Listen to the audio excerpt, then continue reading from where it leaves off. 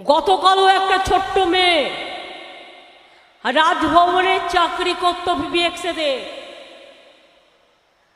তার সাথে কি ব্যবহার করেছেন মাননীয় রাজ্যপাল মহাশয় আপনি আমায় কালকেও বলে পাঠিয়েছেন। আমার মন্ত্রী কেন আপনাকে সব বলেছে শুনে রাখুন, আমার কাছে একটা নয় হাজারটা ঘটনা এসছে, কিন্তু আমি কোনোদিন কোনো কথা বলিনি। কিন্তু কালকে মেয়েটির কান্না আমার হৃদয় বিদারণ হয়েছে। সন্দেশখালী বলবার আগে আগে রাজ্যপাল কেন কেন তার কাজের মেয়েকে, কেন তার ঘরে কাজ করে বলে মেদিনীপুর পূর্বের একটি মেয়েকে একবার নয় পরপর দুবার মলেস্টেশন করেছেন। আমি তো তার কান্না দেখলাম, আমার কাছে ভিডিও এসছে, আমি পুরো মন দিয়ে দেখেছি। সেখানেই তো আপনি কাল থেকে এলেন, কই একটা কথা মুখ দিয়ে তো বললেন না।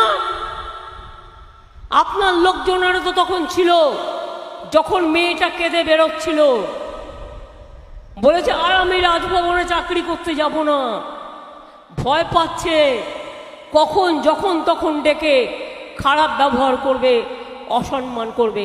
আর আপনি মা বোনেদের নিয়ে কথা বলেন, আপনার লজ্জা নেই? আপনার তো দাঁতের পাটিটাই খুলে যাওয়া উচিত মিথ্যে কথা বলার জন্য, মাড়ি থাকা উচিত না দাঁতের।